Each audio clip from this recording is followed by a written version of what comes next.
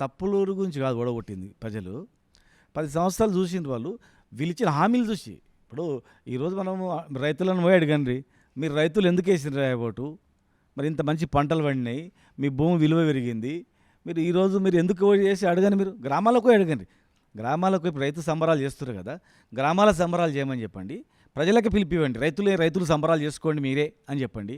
ఒక MLA attend కమ్మని చెప్పండి. రోజు 10 ఊర్లలో ఒక ఎమ్మెల్యే వెళ్ళి రైతులు వెంబడి సంబరాలలో పాల్గొనమని చెప్పండి.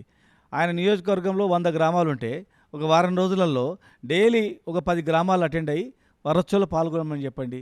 రైతులు ఎందుకు వేసిరని చెప్తారు. ఈరోజు ఏం జరుగుతుందని కూడా చెప్తారు. ఉట్టిగా మనం చెప్పుకోవడానికి సరే చేసిండొచ్చు. వాళ్ళ దృష్టిలో ఇప్పుడు ఏ పార్టీ అయినా ఏం చేయలేదని ఎందుకు చెప్తుంది? అధికారంలో తర్వాత మేమేం చేయలేదని చెప్పదు కదా! ఖచ్చితంగా కూడా ఈరోజు రైతులకు ఇబ్బంది ఉంది. రైతులకు ఇచ్చిన హామీలు నెరవేర్చలేదు. వాళ్ళు 10,000 మేము ఇచ్చిన దేశంలో ఎక్కడ లేదు. ఎకరాకు 10,000 అనేది.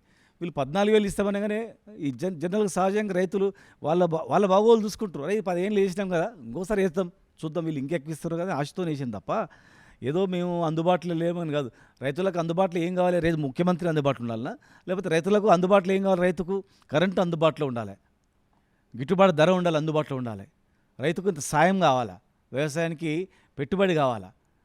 పెట్టుబడి అమ్మినటువంటి దానికి నష్టపోతే పరిహారం కావాలా? అది చూస్తారు రైతులు తప్ప రైతుతోనే ముఖ్యమంత్రికి అవసరం లేదు. ముఖ్యమంత్రి అనే వ్యక్తి పరిపాలన ప్రజలకు అందుతుందా లేదో చూసుకోవాల్సింది తప్ప వేరే ఉండదు.